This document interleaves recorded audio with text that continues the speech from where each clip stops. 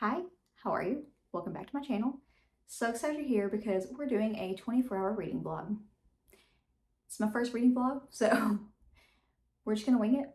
But before we get into the reading vlog, there are a few people that I want to thank and just give a shout out to that have supported my channel recently. There are a couple people who have supported me through my Buy Me a Coffee link. Those people are Jason at Jason Book Collecting and Eleanor. Thank you both so much. Your support really keeps the channel going and I appreciate it more than you know.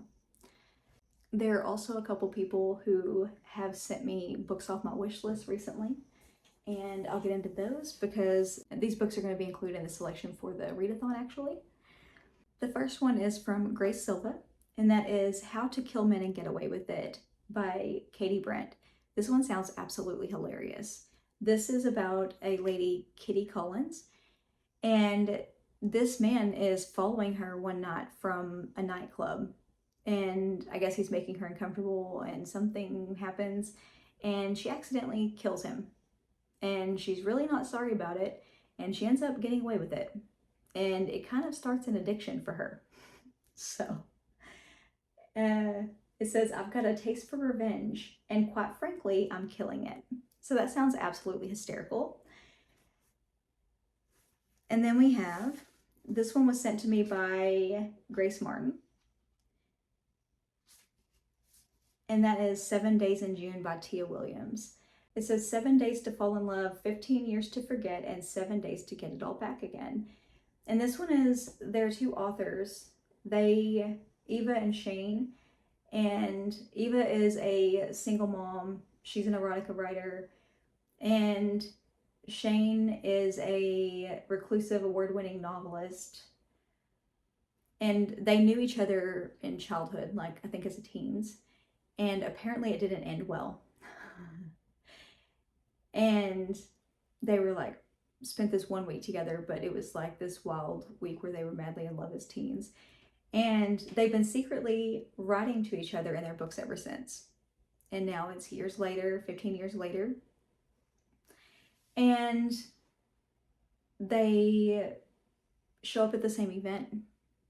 And it says over the next 7 days, amidst a steamy Brooklyn summer, Eva and Shane reconnect, but Eva's wary of the man who broke her heart. Before Shane disappears again, she needs a few questions answered. Sounds really great. It sounds like a really good one to read in the summer. So I have heard really great things about this one from several people on BookTube, and I've really been wanting to read this one. And then we have, this one is also from Grace Martin. And that is Hunger Stone by Kat Dunn. And I've been really dying to read this one. This one is a feminist reworking of Carmilla. So yes, any queer horror or any queer fiction whatsoever, I'm here for. So I've been really wanting to read this one. And I probably don't even need to tell you what this one is about. You've got it. And I feel like everyone has read this one but me at this point. I've been dying to get my hands on it. I'm so excited for it. So yes, thank you so much to all of you for supporting my channel. I appreciate it more than you know. You have no idea. Everybody did leave sweet notes too, and thank you so much for those as well. And they're always personal to me, so I'm not going to share them, but thank you so much for your sweet notes as well. Nobody ever has to send me anything, but like, I couldn't believe it. When all of this came through, I couldn't believe it. The support of the booktube community is always just, I'm always just so blown away by the booktube community and the support. And it just, y'all have no idea. It just brightened my week so much whenever all this came through. But all of you who even just watching my videos, subscribing to my channel, liking my videos, all that, like, just means the world to me.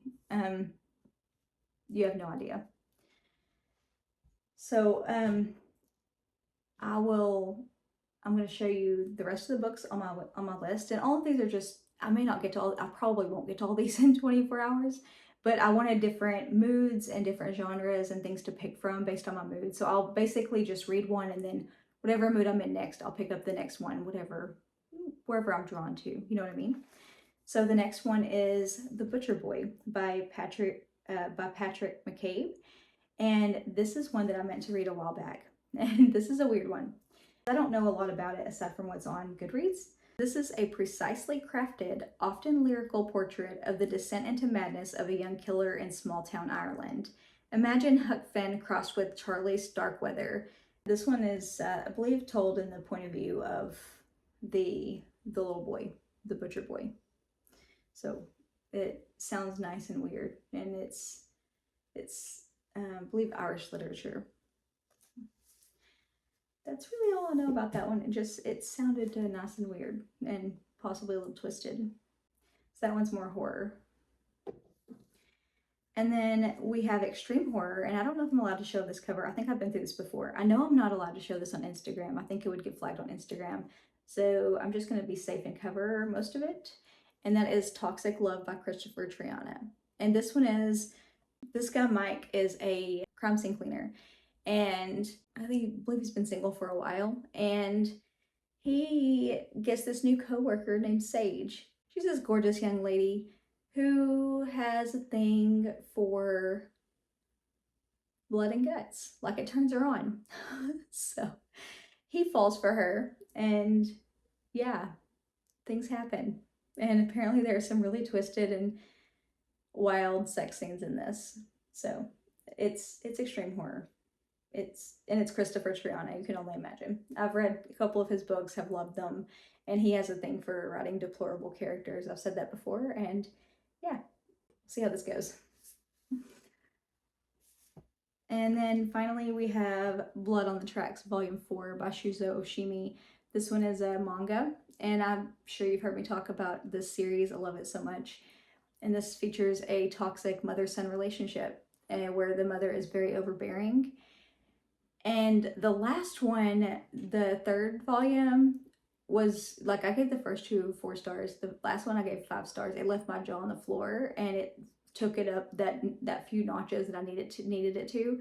And I'm like, where could we go from here? Because there are 17 books in this series, and I'm just like, wow, where could we possibly go from here? It's nice and dark and twisted, and it's very uncomfortable. And it's one of those, it's just so realistic. It's so very real, and you know that these things really happen. And I think that's what makes it so uncomfortable. You know what I mean? So this is one that I thought, if I'm trying to get as many books into this as I can and seeing how many books I can read in 24 hours, this would be a great one. If I need to fit one in that maybe I don't have a lot of time left or whatever, it would be a great one to fit in. So thought I would throw this one in there. So if you want to see the whole stack, this is it. 6 books. Probably won't get to all of them, but I just wanted a variety. No matter what, the plan is to get all of these in August, regardless. Whatever I don't get to within 24 hours here, you'll still be seeing a review on these for August. Either way. I'll still plan on reading these this month. Anyways, other than that, I have snacks. I don't have them in here to show you, but I got like Symphony bar, you know, one of the ones that has toffee and almonds. I got a Heath bar. Guess I was just in the mood for toffee. I have some Sour Patch grapes, which is grapes that you toss with lime juice, and then you toss them in Jello, like the Jello powder. I love to get the Starburst Jello powder. I'll get blue raspberry or cherry or strawberry Starburst Jello powder, or sometimes just all 3 and do some of each. And then you freeze them flat, like on a baking dish or whatever in your freezer, on parchment paper so that it doesn't stick. But you freeze them for like 3 hours, and I love them. They're just so refreshing, especially in the summertime. So good. I have some of those. I have Flamin' Hot Funyuns, Ruffles with French onion dip. I have pizza bagels, like the bagel bites, the pizza bagel bites. I think that's it for snacks. No way I'm gonna eat all that, but I just wanted variety. And then tonight for dinner, I'm having loaded baked potatoes because it's already like 6:30, I think, something like that. I'm having loaded baked potatoes for dinner. They're already in the oven. And I have this candle for aesthetics later. It is Wild Berry Frosé, which is red berries and sorbet. And I got this at Target. a few months ago. It was an impulse buy. Look how pretty it is. But it was definitely an impulse buy from Target a few months ago. I was just there and I was feeling destructive and I got it. Otherwise, how I'm going to do this is, I've seen this done several different ways. I'm going to try to stay up all night and I feel like I can do it. I actually have energy today. This may zap it, we'll see. But I actually have energy today, so I feel like I can stay up all night. I am going to pause the timer for breaks like eating and things like that. Or if my kids are home, so yeah, I will get interrupted like 100 times because I'll be in the living room when they're up, and mostly they do their own thing. Mostly they're 10 and 12, so mostly they're coloring or they're playing or they're talking with their friends on the phone or they're doing their own thing. They're not really needing entertained most of the time. So I'll be in the living room and but if they need me for anything or if they need whatever, I can pause it. I'll just pause the timer if I need to. Of course, at night they have a bedtime and I can read all night. So that's how I plan on working this. But yeah, it shouldn't be too bad. And I'll keep you updated, let you know how things are going. I think that's it. So, you ready? Let's go. I'm gonna start reading in the bedroom. Apologize for the lighting. I don't have curtains up in this room yet. Haven't had time to mess with it, but here we are. I'm gonna start with How to Kill Men and Get Away with It. It's just my mood. I think this is gonna be a lot of fun, something light and hilarious, I think. And it's what I'm in the mood for right now. It's, what time is it right now? Let me look. 7:14. It's 7:14 p.m. So I think it's the perfect time. This will be the first one of the night. And yeah, let's get going. And I'm gonna start the timer now. I'll show you. This is the timer. This is the timer that we have. So I'll get it started.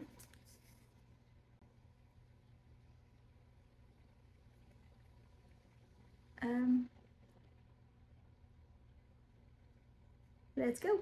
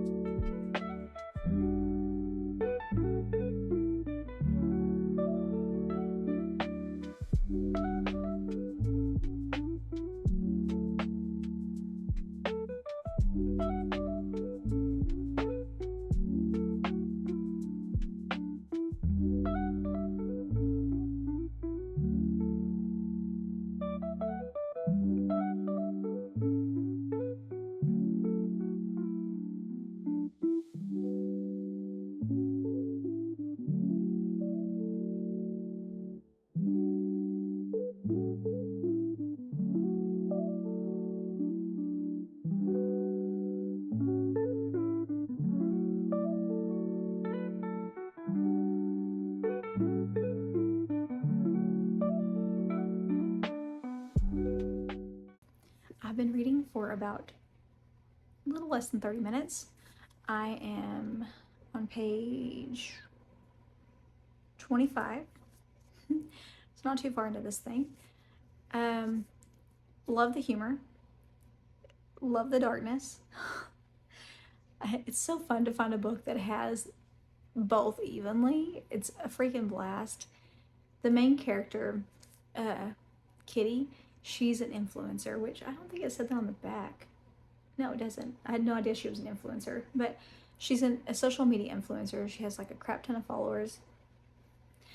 But she really doesn't like being an influencer. She kind of hates it, actually. She hates the attention. She, when she goes places, people recognize her. She definitely is complaining about having to be an influencer. She really doesn't like it. But she also came from money. Her family has money. Money was passed down to her. So she's already loaded. She's already rich.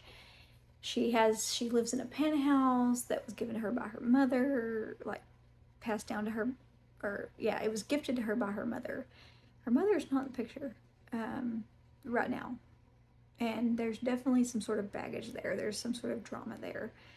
I'm sure we're going to get more into that later. So, yeah, this is layered. There's more to this than just her killing men and getting away with it. But this is going to be layered, and I love that. I love that there's more to it than just that. Even though I would be happy with it just being that, I was already thrilled. But having the extra layer, I'm even more thrilled. I'm like, ooh, there's going to be more meat to this than I expected. Kitty, I don't think is going to be a necessarily likable character, except for I love her humor. Love that, like I said, that darkness that she has. She decides to go out with a group of girlfriends. I'm not going to tell you the reason because that may be a spoiler, but there's a reason for it. She needs to go out. And so she really doesn't even want to go out. She's not into that typical like girls' night sort of thing. It's not her thing. But she lets them talk her into it. And she goes out. After a night out, there's a guy. And he had bought her a drink. Well, she left without finishing that drink and without giving him anything in return for the drink. And he gets really pissed off about that. And he starts to follow her when she leaves the bar by herself. She's walking home. And he's really pissed off, calls her a stuck-up bitch and some other things. Because he's expecting something out of her because he bought her a drink. And he's like, she's pissed off. And she's like, I don't owe you shit. You bought me a drink. I appreciate that. I'm grateful for that. But I don't owe you anything just because you bought me a drink. I don't owe you anything. I'm tired. I want to go home. So, yeah, he attacks her. And, she's like, not tonight, asshole. I'm not putting up with this tonight. I'm not gonna be another victim. I'm not doing it.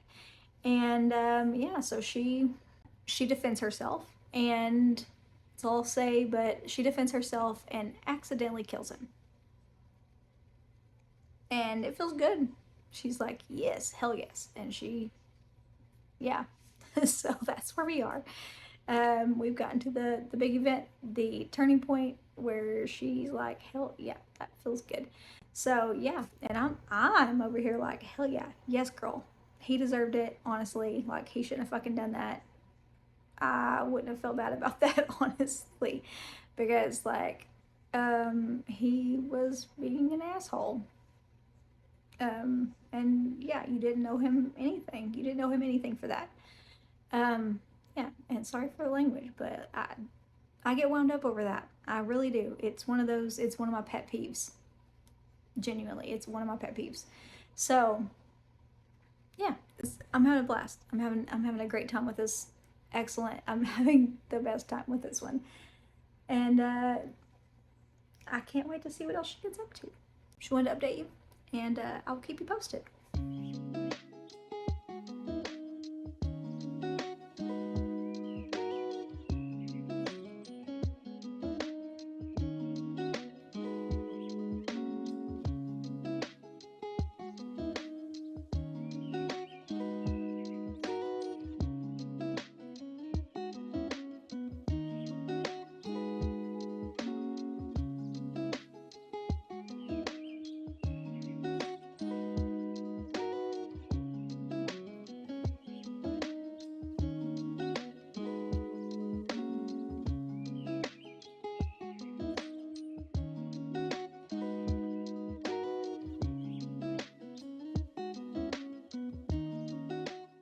Okay, I have been reading for about an hour and 15 minutes, a little over an hour and 15 minutes. I am 66 pages into this. It's a blast. Kitty is very snarky. She's got this wit about her. She's got this sense of humor about her. It's a great time. What I love is that we're slowly kind of peeling back layers of Kitty's past. We're slowly learning more about her, why she is the way she is. She has this, I have a feeling she has a very dark history, but I don't know what it is yet. I don't know. I mean, I don't know. I do know some of her history. I'm not going to say anything about it. I told you a little tiny bit about her mom. You know, mom left her this penthouse, and then her mom is gone. Like, she took off. Otherwise, I'm not going to say anything else about her past. I do know that she has this darkness already about her before anything happened. She already had this darkness. So it was there. I think that darkness was already there. It was already under the surface. And I think that event just brought it right out. That's what I think happened. So, yeah, I like that we have these. This is not just one note. This is not just about her killing men and getting away with it. This is layered. And then there are also these sort of, there's another little twist to this. There's even another layer to this that ups the stakes. And I love that. And I'm really curious about that. I'm really curious how that's going to play out. But yeah, I'm enjoying this. I'm enjoying this a lot. This is a fun read. It's a fun, even though it's dark and funny, it's still kind of a lighter read. It's not horror. It's more like a comedy situation. But yeah, I'm really curious how this is going to play out. Very curious. I'm glad that I started with this one. This is really getting me in the mood for reading. This is really, it's a quick read, and it's hilarious. It's really good. And at this point, you know, she's got that little taste of vengeance, I guess you could say. She's got that little taste of, okay, these men are getting what they deserve. So now she's just going out looking for it. She's like, okay, this feels great. I'm going to go out and find it. I'm going to go out and find these men who are wronging women, and I'm going to take care of it. Because it says here, just to give you a little idea, this isn't really a spoiler. You know what the book's about. I've sat in bed crying my eyes raw, wondering why I wasn't enough. There is no pain quite like that of a broken heart, no matter what anyone says. Time doesn't heal, and nothing can prepare you for it. Even worse, nothing can fix it for you either. Yeah. So it's very satisfying for me. Like, I'm just really enjoying it. I'm having a great time with it. And it's really hitting the spot. So I'll let you know how it goes from here.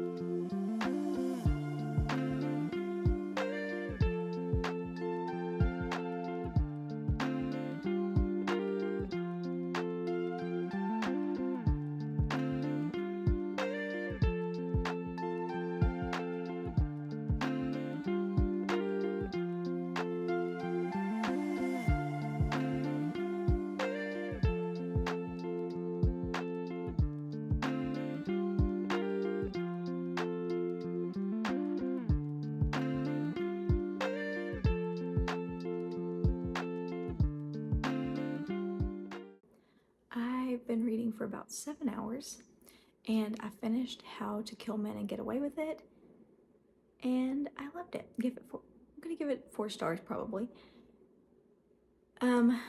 Yeah, there were layers to this. I love that there were layers. I love that this was so much more than I expected it to be. And it was darker than I expected it to be. Yes, it was a comedy, but it was layered. There was a lot more to it. So many more elements to it. Plenty of twists, plenty of surprises. I did guess at a couple of the twists, but there were still plenty others. So I didn't mind that so much. But yeah, this was just so fun.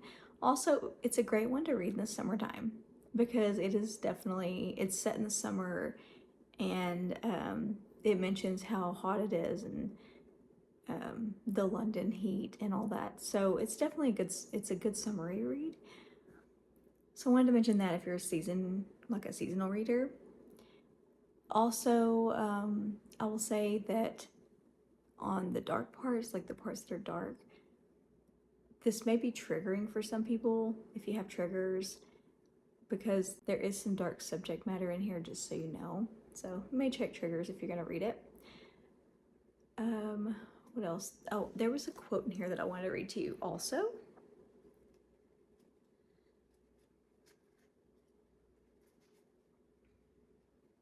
I thought this was a really great quote. It says, "He doesn't look like a monster though, but they don't, do they? Otherwise, they'd never get the opportunity to be monsters." That is such an excellent quote.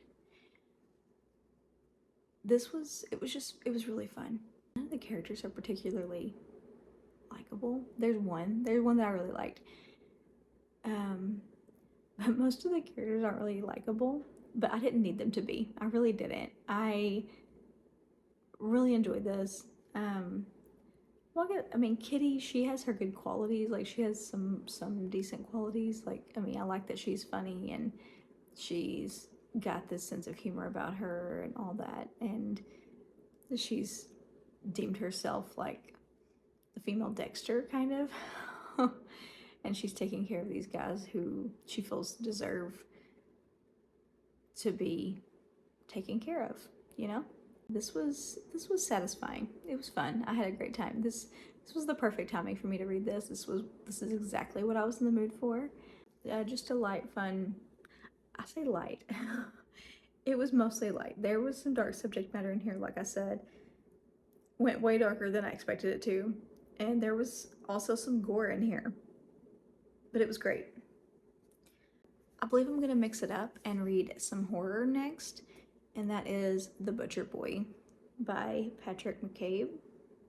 So I'll keep you updated on this one.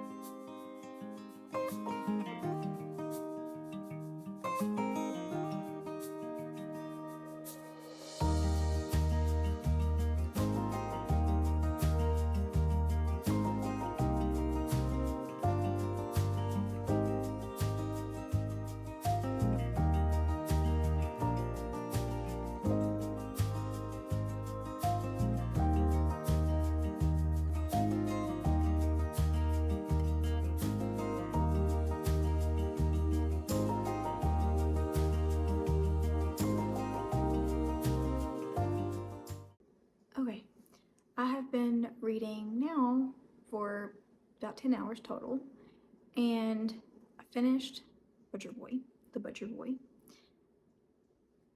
I probably should have given y'all more updates on this one, but I couldn't stop reading it. And it doesn't take as long. The other one was about 400 pages. That's why that one took me a little longer. This one is shorter. It's 200 pages. This is half the length of that one. So yeah, this one didn't take me as long. It took me a little bit to get into the writing style of this one. I'll have to admit, it took me a little bit to get into it. First I was like, am I gonna have to DNF this? Because it took a bit to get used to it. One, like, the sentence structure is really odd. It's just everything just kind of runs together. The quotes and stuff, I meant to figure out who was talking, because there are no quotation marks, nothing is broken up, it just all runs all together. And that took me a little bit to get used to. And I think that's intentional because it's from the point of view of this kid who's Francie. And he's having sort of a psychotic episode slowly. Like in the beginning, like he's kind of slowly losing his mind. And he's having sort of a psychotic break. So you're in the mind of this kid. And I think that's why things are so jumbled. This kid is, I mean, sometimes you get like typical kid behavior, but a lot of times not. He's doing things that are so out there. Sometimes you don't know if the things that are happening are really happening, or if they're things that are in his head, or he's dreaming, or if it's things from the past. Like, you don't really know what's real and what's not real. And that's interesting. And that just goes with what's going on with him.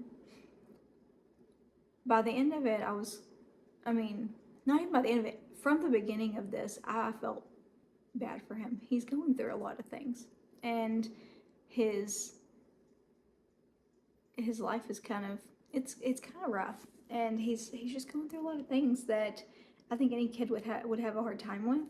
But I could see this not being for everybody, just because I think some people are going to have a hard time getting into the writing style. But I would say if you try to read it, to tough it out, because I ended up really enjoying this by the end. It shocked me. And I won't say how, but it did completely throw me off guard. It completely surprised me in a way that I did not see coming whatsoever. And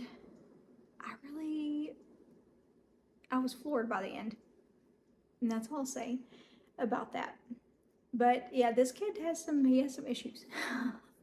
He does have some issues. I really liked it. And like I said, it is dark. It does take that dark turn like I needed it to. Like I said, if you try to read this, just stick with it if you can. And it is surprising. So, yeah, I think I'm gonna give this one 4 stars. I don't think I give it 5 stars, just because I really struggled with the no quotations. Not that I've seen books that did the no quotation thing on quotes and they handled it fine, and I did fine with it. This one was one, because everything was so jumbled together, I really struggled with that. But I'm gonna give it 4 stars. Next, I think I'll read. Yeah, I think I want something kind of lighter after that. So I think I'll read 7 Days in June by Tia Williams, and I will keep you updated.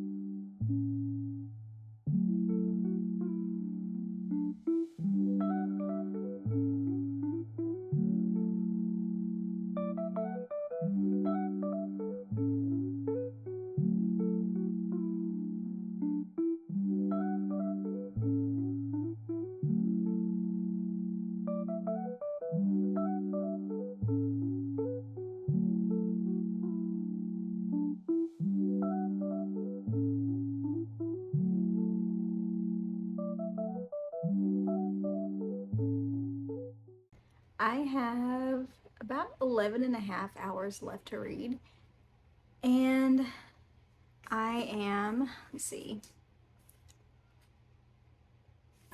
about 100 pages into 7 Days in June. Absolutely hooked. Hooked. It's, I feel like this book is gonna wreck me. I really do. This is one that I have a feeling it's going to like rip my heart out in some way. I don't know how yet. It's just, I love the writing style. I'm really into the writing style. It's really pretty. There are a lot of really good quotes in here, a lot of really gorgeous lines that I've actually written down. Also, a lot of it's really relatable, which really helps me get into it. I love the characters, especially the two main characters, which is Shane and Eva. Those are the two we're focusing on the very most, and you get both of their points of view. You have two different timelines as well. You have present day, where he has kind of shown back up in her life, and then you go back in time where they were in high school and what happened back then and how they met and all that stuff. So I absolutely love how they met. I love that story. And I really I love Shane too. Like, I feel like whatever happened, I'm sure we're gonna get to the big what happened and why she's so mad at him for what happened all those years ago. I'm really curious what transpired and what his excuse is, but I love him. They seem to have came from the same sort of past, and from what I can gather from the chapters that go back in time. Now they're both authors, but they write completely different books, and they have to, like, she has to work a lot harder at it seems like than he does. He's this mysterious, he's known for being very mysterious. His fan base doesn't know a lot about him. He's kind of out of the spotlight a lot. He doesn't go to a lot of events or anything. Whereas Eva, she goes to a lot of events and she's on social media and she does all these things and makes all these appearances and things. I absolutely love what Shane does in his pastime. I love his personality. I love he's got this sort of casualness about him, but then he's also very smooth, I feel like. But not in a creepy, not in one of those ways that's like, oh my gosh, this dude is trouble, but just in a very, I just really like him. I think he's a sweet guy. I really do. And I think he's very genuine as well. I think he's casual. I think he's kind of an introvert. I don't think he's not a big people person. He's not a crowd person. He's kind of an introvert. And I think that's where he has that sort of casual, calm, like, you know, that way about him. But I really like him a lot. I like his personality a lot. And I'm really curious where that goes. There's a quote in here I wanted to tell you about because I really liked it a lot and it really stood out to me. This book focuses on them, Eva and Shane, and their past and what brings them together, and it's going, the dual timeline and all that. The focus is on them and their relationship, but there's also some commentary in here as well. And there was a line in here I wanted to tell you. Eva's like going on this like sort of rant, and it's not quoted rant, but like she's thinking and she's going through this thing in her head, and it says women didn't get to be bad boys, and she's talking about in a professional sense and like in the professional world and specifically in the literary world, and how women, like she, for example, she had to get ready for this event. She squeezed herself into this dress that's too small and she got her hair all done up, and she's been running lines and had to do all this thing to get prepared. But whereas Shane can just show up to something as himself and come on stage at an event that he wasn't invited to and dressed as casually as can be, dressed as however he wants to dress, and just come on stage and blow the crowd away, and unprepared and just be his complete self. Whereas she has to, and also the fact that Shane can be out of the spotlight. He doesn't have to go to events. He doesn't have to work as hard. He can just write a couple books and,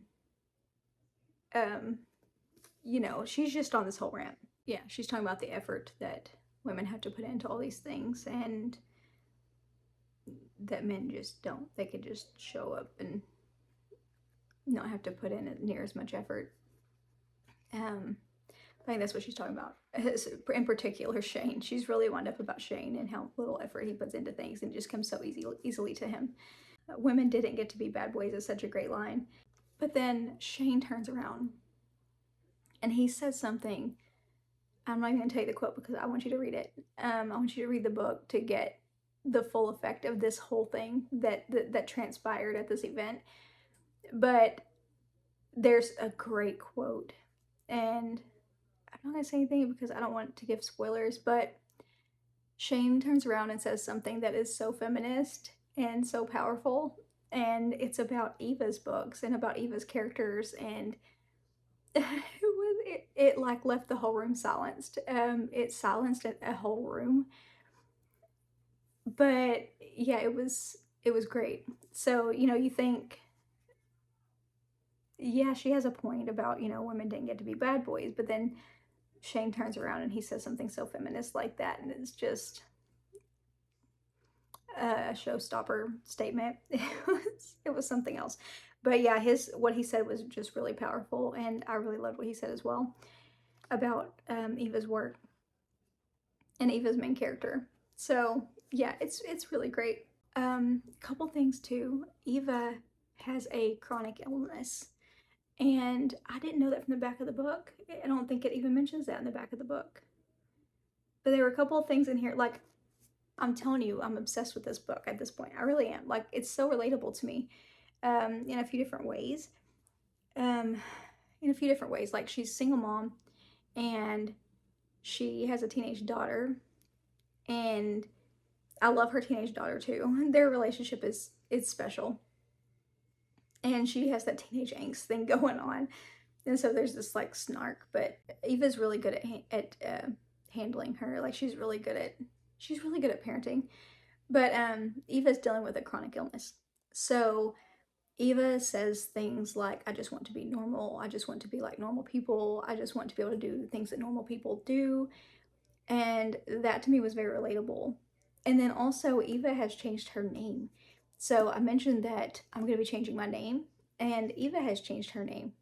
So, like, her name, you know, isn't the same as what it was when she was a teen. So there are a lot of ways that I'm able to relate to Eva. I'm not giving anything away on the chronic illness. It's said like very early on. You know that pretty much like from the very first chapter. It's very early on that you learn about that. It's very much a part of her character. But yeah, it's something that she deals with all the time. It's something that stops her from doing a lot of things. It affects her every aspect of her life. It affects relationships. It affects her parenting. It affects her job. It affects everything. And it stops her from doing a lot of things. So, but yeah, that was very relatable too. I think that's all I'm going to say right now. I can't believe I've gotten all that out of only the first 100 pages. I'm about a third of the way through. But I'm obsessed. It feels so emotionally charged to me. It's very smart. It's really pretty. And I really love the way it's written. I'll keep you updated.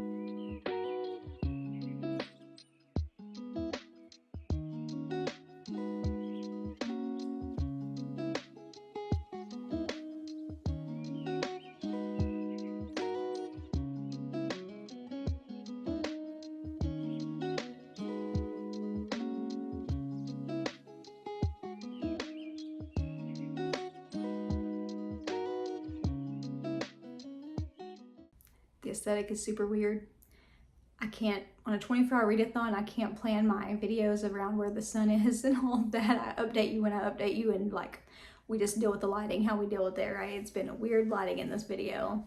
But yeah, the sun is like right there and glaring down, but it's okay. We're gonna work with it. I have about 6.5 hours left of reading, and I finished 7 Days in June by Tia Williams. And I loved it. I loved it so much. Where should I even start? Where should I even start? If you're looking for a fluffy, funny romance situation, this may not be your book, because this did have a level of darkness. It had a lot of darkness, actually. And, you know, if you have triggers, check triggers. But it did still have that fluffy romance, too. It was kind of a combination of both. Because well, I'll explain why here in a minute. But before just some of the things that are in here. We have drug use, we have self-harm, we have abuse, we have complicated mother-daughter relationship, because even her mom, I said drug use, but like drug and alcohol addiction. Yeah, a little bit of, that's all I'm going to say, because I don't want to give anything else away. But just check triggers if you have any. That's all I'm going to say. But yeah, those are a few things. And the reason that, I feel like this review is already all over the place, but the reason for the darkness is because the characters, and I have a hard time with romance sometimes because I need it to be believable. I need it to be a little bit messy, and this was messy. This was messy, and it was real. It felt raw. It felt vulnerable. The characters are flawed. They have a past. They have baggage. And, you know, both of them, Shane and Eva, they both had kind of a rough upbringing. They came from the same sort of background in a way. And they're flawed because of it. They're damaged because of it. And that's why the darkness in the book, because it goes back to their past. You get glimpses of their past. And then there's some other darkness in the book as well. And I will say that it did wreck me at times. It did. It absolutely ripped my heart out. And I told you I had a feeling it was going to, and it did. And I won't tell you when or how or anything like that, but yeah, it did. Also, there is some commentary in here, but it's not overly done to where it like beats you over the head, but it is there. It's noticeable. I appreciated it. And I thought it was done really well.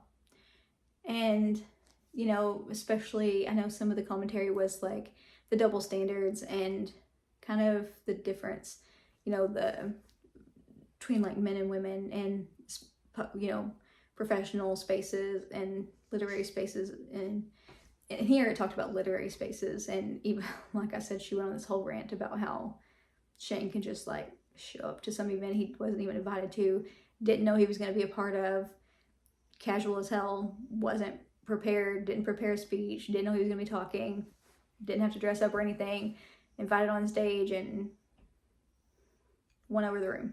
But then she had to, you know, she had to prepare and rehearse lines and wear this dress that was way too small and do up her hair and do her makeup and do all these things. And she's like, but, you know, men can just like stroll in how they are and it's fine.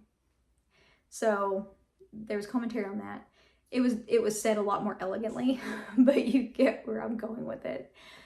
And then there was commentary on Black authors and how they're expected to write characters who are struggling, or they're expected to write about slavery, or characters who just are suffering in some way, or, you know, that they can't just write about, like, their characters can't just be like having fun in this fluffy little rom-com and just having a great time. And that's something I never thought about before. That's something that's never been brought to my attention before. And yeah, so I was educated on that part. It makes me wonder if Tia Williams, that's something that she has dealt with. Maybe she has wanted to write like her characters more fluffy romance, and then she always ends up having to write them differently. And maybe she's not being able to write what she wants or something. I don't know. I was just wondering why. I wonder if that has anything to do with her, if it was just part of the book. You know what I mean? You always wonder about those things. But that was something that was interesting and that I had never thought of. And that, like I said, I was educated on that. There was commentary on Hollywood whitewashing. That's one that I've definitely heard of. That's one that I've definitely noticed. Other than that, the characters I absolutely love. I grew attached to them. I was really sad when it was over because I wanted more of these characters. I just couldn't get enough of them. I couldn't stop reading this book. Eva and Shane, like I said, they're flawed characters. You get to learn their background. You get to learn a lot about them all the way from, childhood and like at least teen years. And you definitely grow attached to them. And then you have Eva's daughter, and Eva's daughter is like 12 or 13, and I love her. She's special.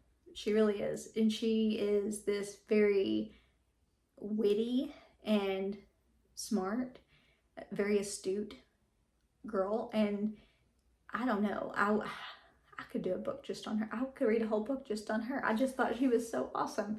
I loved her. And yeah, she has a gift for being able to just know what people need, and she can read people, and I just thought that was really cool. I liked her a lot. Another thing that I really loved as far as characters go, Eva, I mentioned that she has a chronic illness, chronic pain. I like the way her invisible disability was represented. How this is something that I can relate to, but how, somebody might seem fine. You might look at someone and they might seem absolutely fine, but they may be in deep pain that you have no idea, or whatever, that you don't know what people are dealing with. So she has this invisible disability, this chronic pain that she deals with pretty much every day, like all the time, and sometimes it is debilitating. She can't even get out of bed. And yeah, that was very relatable, and how she deals with that, and how much it affects her relationships, how much it affects her parenting and her work, her just everyday life was so relatable.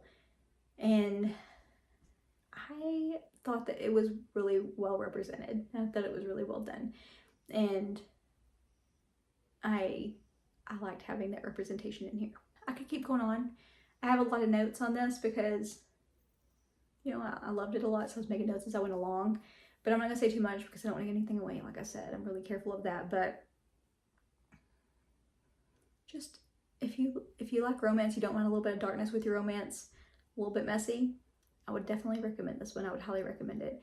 And I would read anything that this author writes at this point because I loved it that much. The only reason this did not get a 5-star, it almost did. The only reason this did not get a 5-star for me was toward the ending. And there were a couple of things that I just had an issue with it toward the end. And I was like, why though? Why? If you've read it and you want to talk about that, message me on Instagram or something. Don't put it in the comments because I don't want to ruin it for anybody else.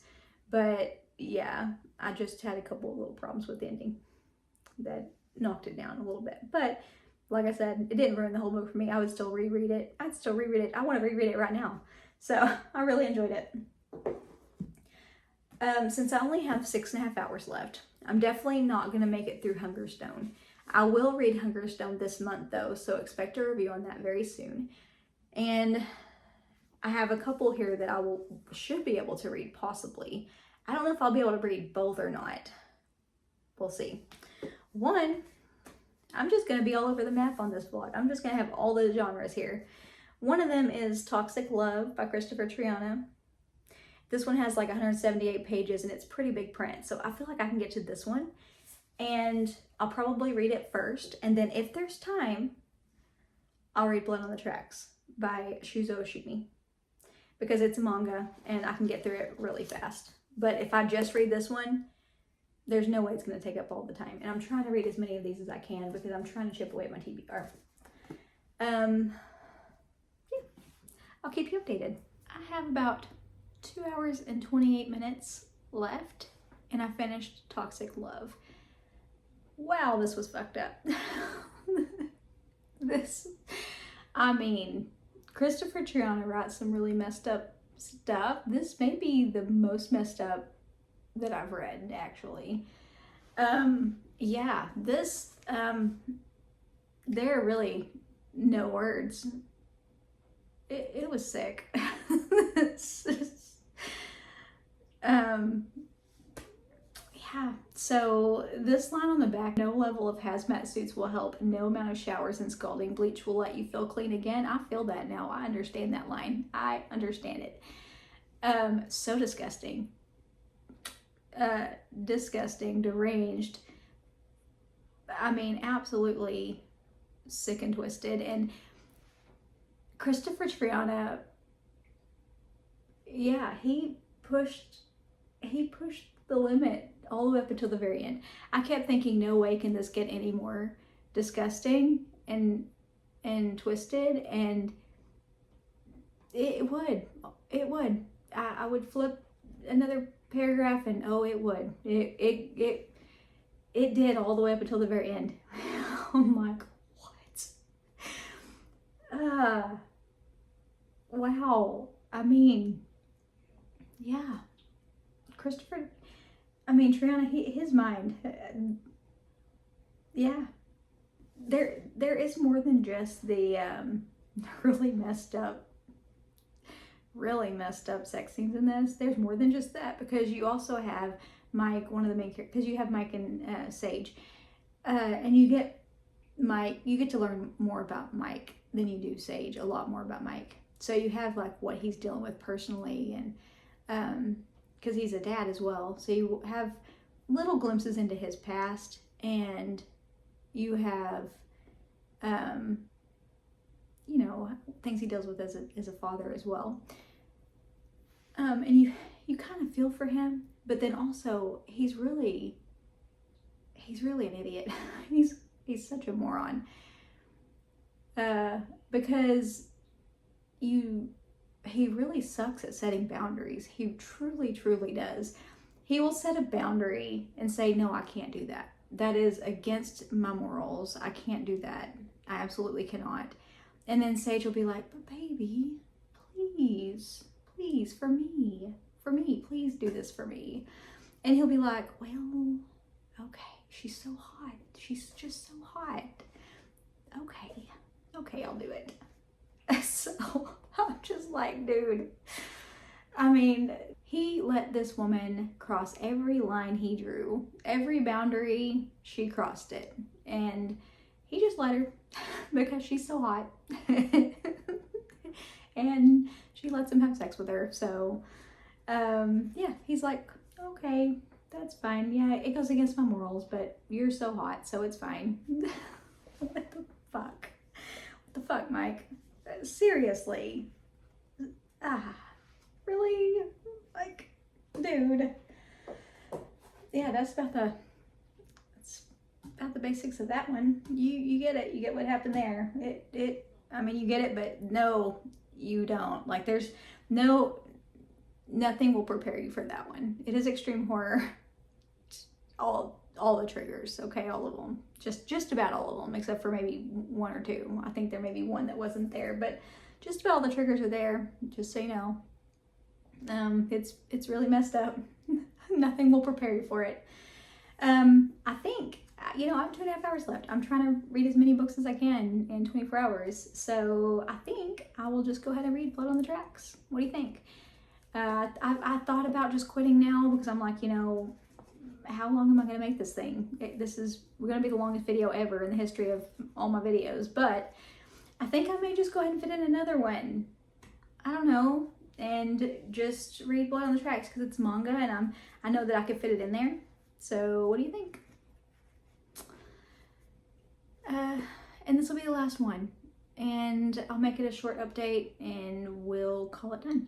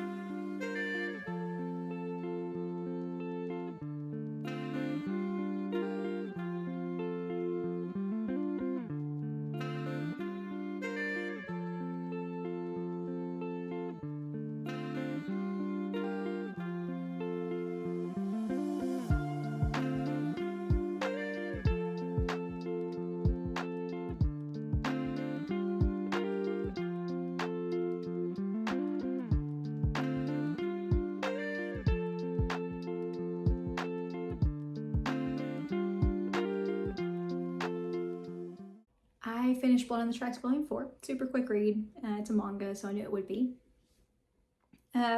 Still very haunting and dark. And the art, I think the art in this makes this so much more haunting. I think I said this before, but there could be no words on the page and it still be super creepy. It's all about the art in this, I think, for me. But yeah, I'm really enjoying the series, and I may go ahead and read